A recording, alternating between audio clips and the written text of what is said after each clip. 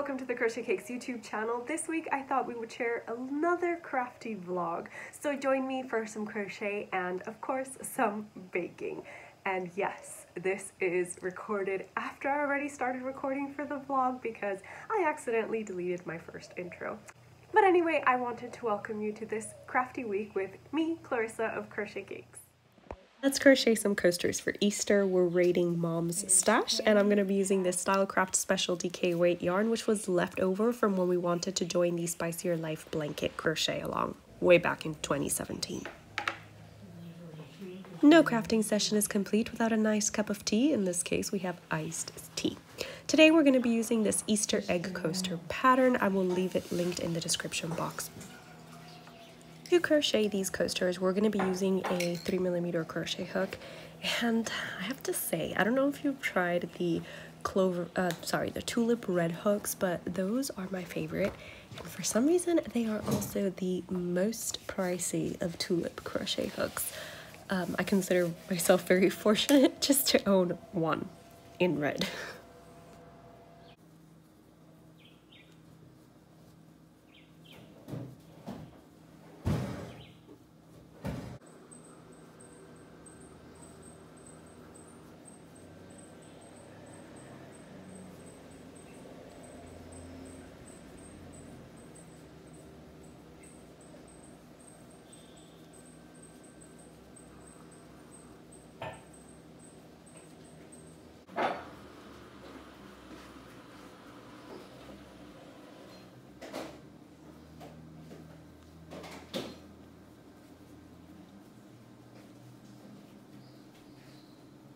After completing several rounds in this egg coaster, it was time for a lunch break, because let me tell you, I was hungry.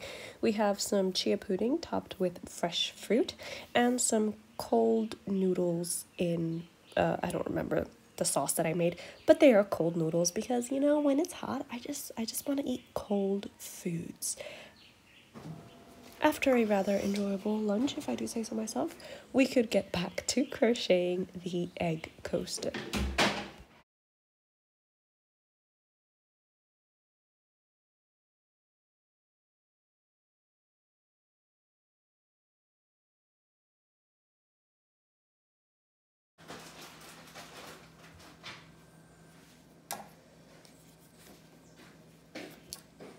And after completing a coaster in the duck egg blue color, it was time to start another coaster because, well, we're making coasters and I don't know, I just can't make one. I at least need to make a set or two, you know. So next up we're going to start crocheting the cream colored egg coaster. We're still using Stylecraft Special DK yarn for this and of course a 3mm crochet hook.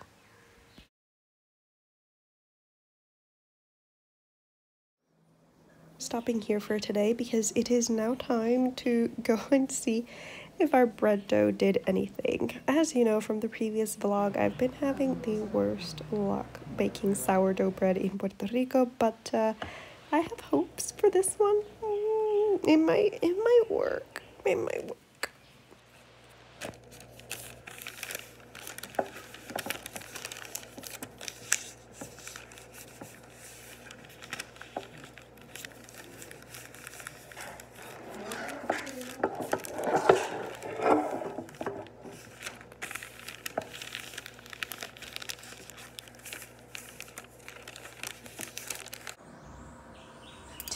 Today we are going to continue working on these egg coasters. I want to finish all 4 of them today, so we have 2 more coasters to do. One in the green color and then one in like the salmony pink color. Anyway, let's get to it.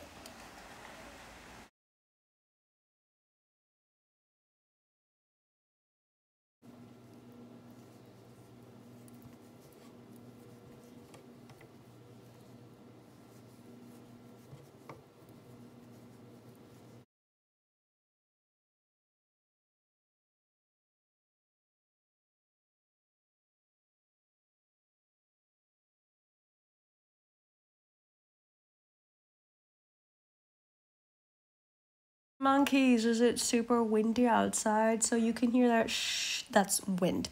Anyway, it's a beautiful, beautiful, lovely day to crochet some coasters, but it's also a lovely time to have some lunch. I don't usually share my lunch because I don't plate nicely. Here I'm just having rice, beans, and veggie chicken nuggets. It was good. But we've also finished our coasters. We have one in each color. At least we finished crocheting our coasters. So now we get to weave in our ends because I'm trying to be very, very good about weaving in ends. I think I need some reinforcements to help me weave in these ends, so it is time for a glass of chilled white wine.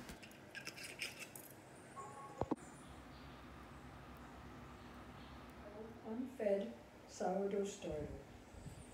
330 of water, 500 grams of unbleached AP flour, 30 grams of water, 10 of salt. And she uses unbleached, all-purpose.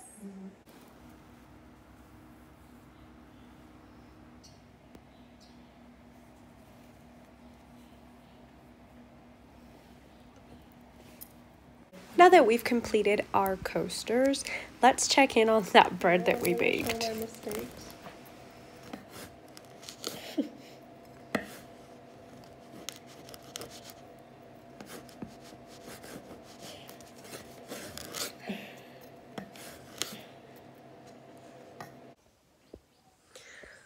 We finished the coasters, and now the other thing I wanted to do today, I don't think I'll be able to complete it today though, because I have a hair appointment. All this is going to be cut. Yes, all of it. I'm going back to 2020 Pixie Clarissa. Anyway, the other thing I wanted to do today was start a basket. So I'm gonna go through Mom's stash and find yarn. Our options are this Lion Brown yarn, this macrame yarn, or the jute that I bought. So I think what I'm going to end up doing is just working up some samples and then deciding which of all of these I want to use. So first up, we're going to try a sample with the macrame cord or macrame yarn. And I'm using a 6mm crochet hook here, and that just didn't happen. That just didn't work out, okay? It was way too small a hook for me at least, to use with this like super bulky yarn. Sample number 2 is with the jute yarn, but also the 6mm crochet hook. This was a little finicky to work with, but not awful. And even though I do love the texture and color of the jute, I thought maybe it was a little bit too harsh for a basket where I intended to put crochet projects. I didn't want the yarn to get snagged. Which unfortunately does mean that the 2 rounds of jute that I completed will get ripped back. But have no fear, the jute will be back in like 5 seconds. After ripping back the jute, I decided to try Drops Delight yarn. This is a wool fingering weight yarn, so I will be crocheting over the jute to give this fingering weight stability.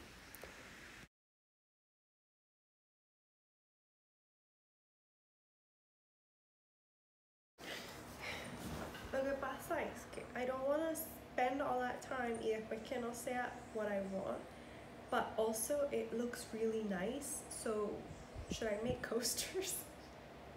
Like what? Coasters? These 2 colors together, making one basket. No. It's going to be fine. But I do think that maybe if the sides are heavier than the bottom, I don't know if it might will. collapse. See?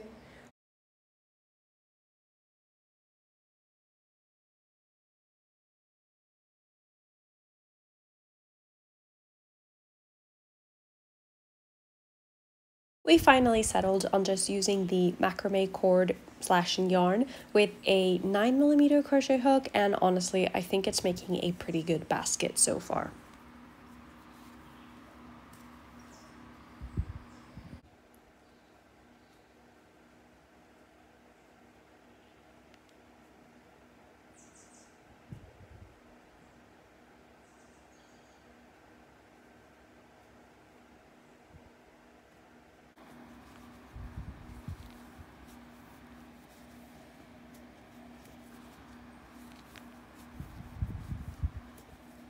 This is the basket. It is almost complete. So I think Tuesday was a super productive day. We completed our egg coasters, we went and got our hair cut, and we also completed a basket that I have every intention of using to hold my crochet projects while I am here in Puerto Rico.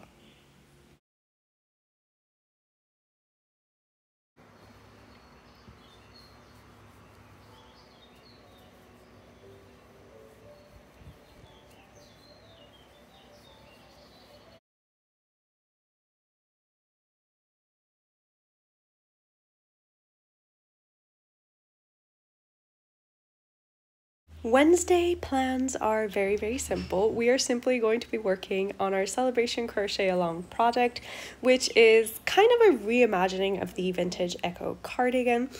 And also, of course, we can't crochet without snacks. So I'm having some genmaicha green tea and my absolute favorite almond banana muffins. These are made with almond flour, and the sweetener is mostly bananas, and I only make them when I'm in Puerto Rico because my dad grows his own bananas here and they are very sweet and just perfect for baking. I don't like eating bananas, but if you give them to me in a cake, I'll eat them.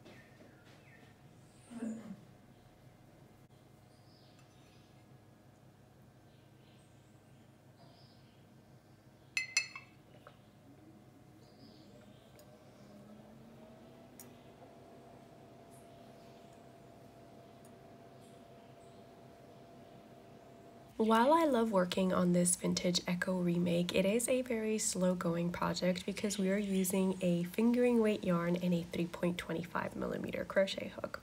If you're interested in the yarn that I'm using, it is a cotton bamboo blend, or perhaps I should say a bamboo cotton blend, because it does have more bamboo than cotton. And even though I described this yarn a little bit to you in the previous video, I will leave a link to this yarn in the description box below. I've had several people reach out and say that they don't like working with fingering weight yarn in crochet, and I can see how it can be painful for the hands. It's like the extremes, right? Working with super chunky yarn can hurt your hands, while working with very light yarns can also hurt your hands, but I don't mind it so much. I really love the fabric that you get when you use fingering weight yarn in crochet. But I want to know, how do you feel about using fingering weight yarn in your crochet projects?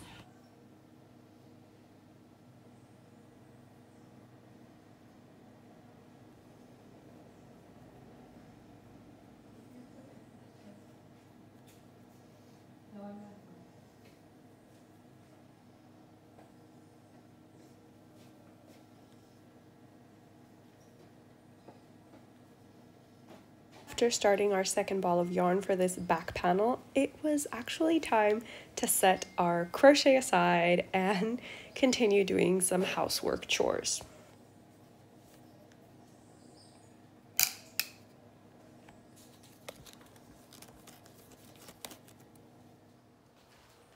Brings us to a very important question. How successful are you at folding a fitted sheet? Because it is a constant war for me. I need to at least have 3 tries before I actually manage to successfully, and I would also add adultly, fold in the fitted sheet.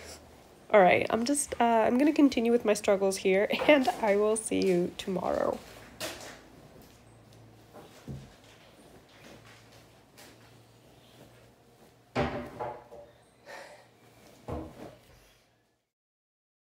On Thursday, March 28, we went out to have a breakfast picnic in one of our favorite spots, which is El Merendero in Quebradillas. Quebradillas is one of the municipalities of Puerto Rico, and it's got a beautiful, beautiful ocean view.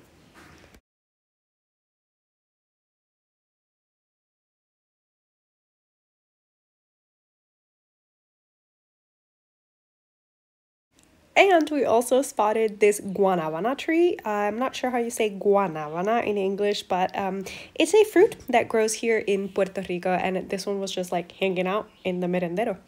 And of course, breakfast picnics also have to include some form of crochet. So this Thursday, we have a crochet table blanket. Oh my god, no, a crochet tablecloth. But I also brought with me some crochet because Thursday goals are to, of course, enjoy our picnic, but also finish this raglan top. This is a single crochet v-stitch raglan, and you can check out the single crochet v-stitch tutorials in the channel. I'll leave them linked in the description box below and in the iCard above just in case. But I'm gonna go back to crocheting and enjoying the beautiful view in the company of beautiful people, my parents.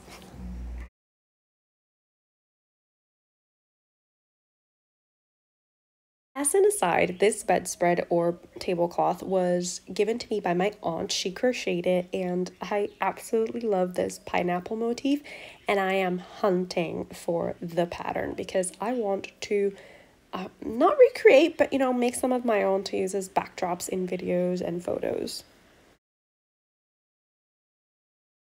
After the merendero, it was time to head to Cascada Gozalandia, not to be confused with Gozalandia waterfall. They're actually two different things.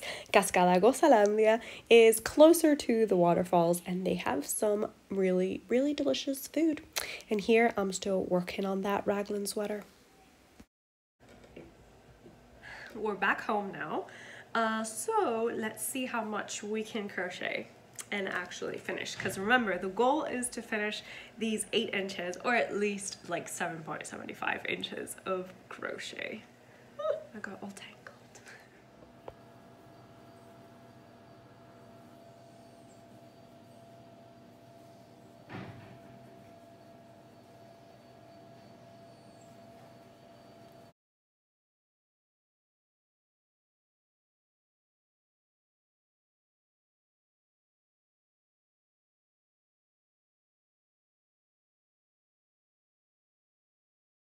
While I was working on my raglan sweater, Mom had started a new project. She was working on a bucket hat with a sunburst granny square pattern to make it look like a sunflower, and it turned out really, really pretty. I'm just gonna keep on crocheting on this raglan now to the company of Allie of Starry Eyes Allie.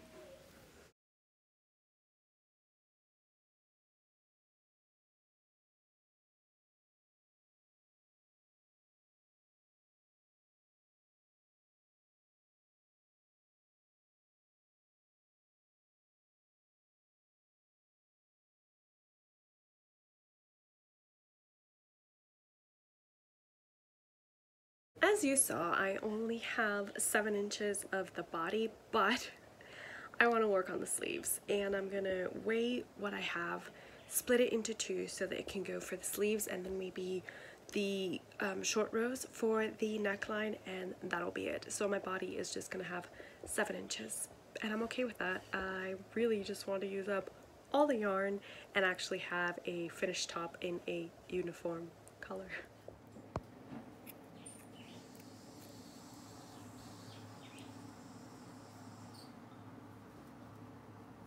So for today, I'm going to split this remaining ball of yarn. I have like 20 grams left, and I'm going to crochet on the sleeves and finish everything with this raglan top today. Friday, March 29th, we headed out early for a walk in Parque Colón in Aguadilla, and even though after the walk I did intend to work on some crochet, I forgot my crochet hook.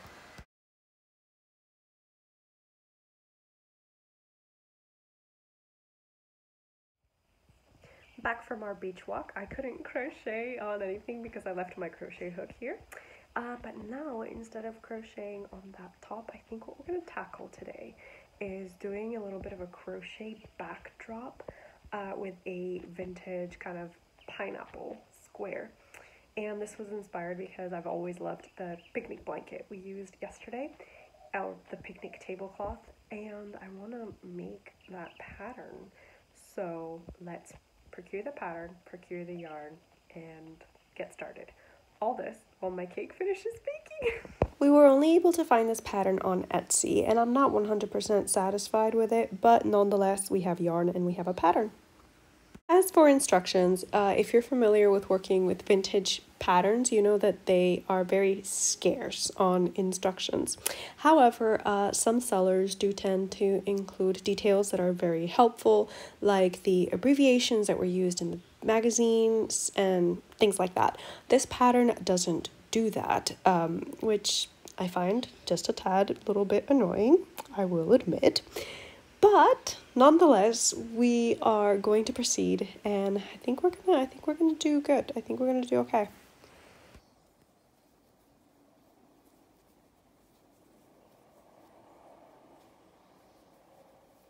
While we were working on the first couple of rounds, our cake finished baking.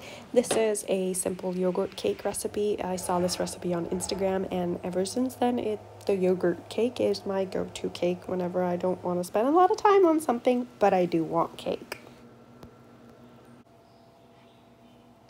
Also, este es uno de los vintage patterns que son imposibles de entender.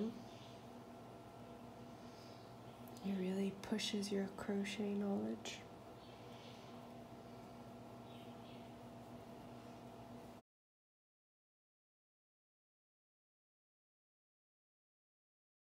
While I was working on this vintage pineapple square, Mom was finishing her sunflower bucket hat. She was joining her granny squares, and we were both just going to continue working along on our chosen projects and hanging out together.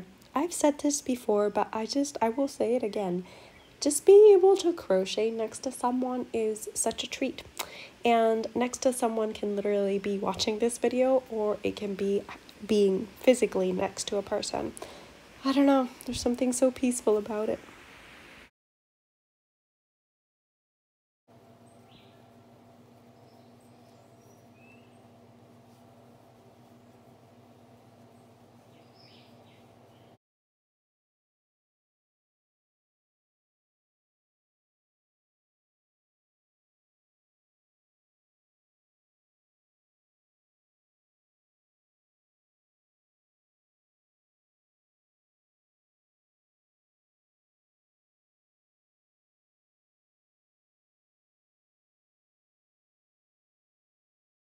Now that we've crocheted a hefty portion of our doily, let's put it to good use as the backdrop for our vanilla icing.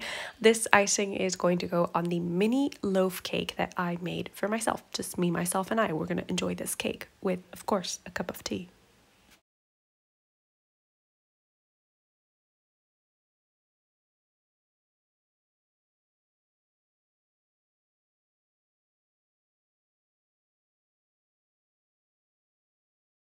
Goals for Saturday are to make this yogurt cheese for a dessert that we're going to be making tomorrow, and also to continue working on our doily.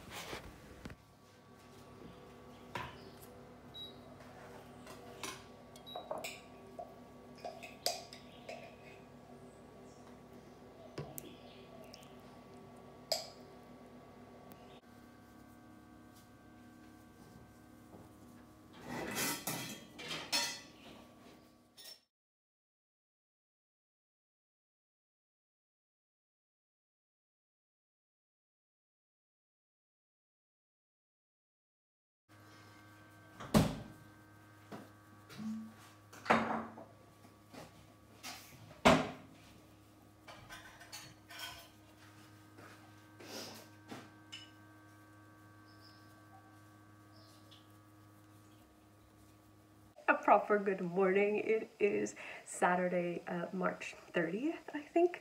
I don't know how much crocheting, other than what little bit I already showed you, I'm going to be doing today, because I am supposed to be heading out to visit my in-laws and spend the day with them today. And also, I don't think I'll be able to finish the doily in this vlog because the vintage PDF pattern, the last instruction just states complete as this other doily, and there are no references in the pattern that I bought for the other doily you're supposed to use to complete the doily that I purchased. So I messaged the seller and I'm waiting for her to get back to me on that.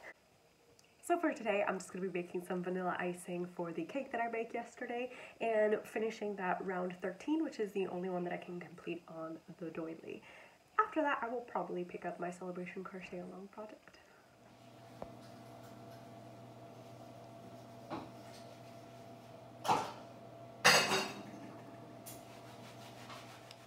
And welcome to beautiful, relaxing Sunday. Today's goal is to make a sweet pastry filled with some berry jam and cheese. I saw this in the Under the Tin Roof YouTube channel. It was a video that was recommended to me about whimsical spring recipes, and you know I had to make it. But I had to do a lot more handwork than she did because the KitchenAid was just not playing along with me today, so I had to knead by hand. And let me tell you, after 10 minutes of kneading the dough by hand, I was sweating and I was a bit short of breath. This was a true workout, and don't let anybody tell you any different. Now that the dough is on its way to being a beautiful thing, I'm going to be preparing the cheese mixture. For this, I'm using the yogurt cheese that we made yesterday, not the ricotta cheese that she suggests in the recipe, but it turned out delicious anyway. And unlike her, I'm not using blueberries because I didn't have. What I did have were raspberries, but you know, raspberry jam is not, sometimes it's not a pretty sight like mine. So I just strained it and I decided just to use the raspberry juice. Yep.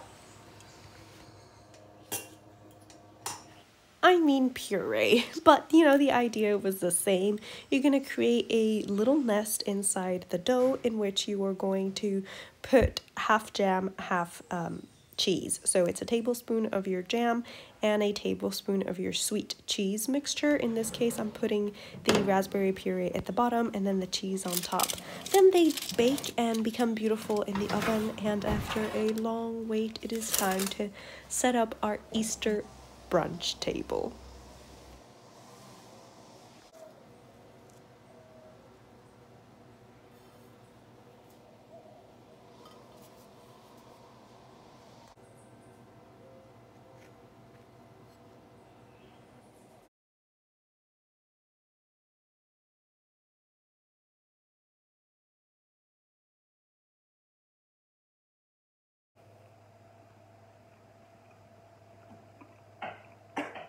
I inhaled.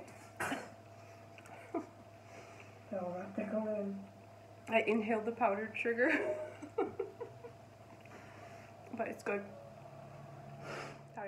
After brunch, it was time to deal with the cacao beans. You need to separate the shell from the actual bean, and I don't know how I think it was Under the Tin Roof. She was making mixtures of tea, and she showed a cacao shell tea, and I'm like, Dad grows cacao, we process cacao at home.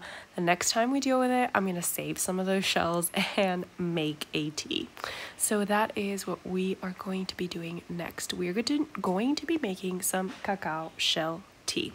Now, according to a website that I found, you use a teaspoon of cacao shells to make a tea with 5 ounces of hot water, and you let it steep for 8 to 10 minutes. Thank you so much for joining me for this crafting week. I hope that you enjoy this journey with me and that you also found some moments to craft along with me. Let's do a taste test on this tea. It actually has little notes of chocolate, but it just tastes nutty in a way. I don't know, I kind of like it, and I think I'm going to use it to try and recreate the English tea shop chocolate superberry tea because I loved that tea. And I want to thank you so much for joining me this crafty week. I hope that you enjoyed sharing some of your crafty time with me. And also a huge thank you to all of your lovely kind comments on last week's video. I read them, I answer them, and I just thank you so much for your kind words. I hope you have a lovely time for this rest of the week and that you enjoy some very calm crafty moments. So happy crafting until we meet again. Bye.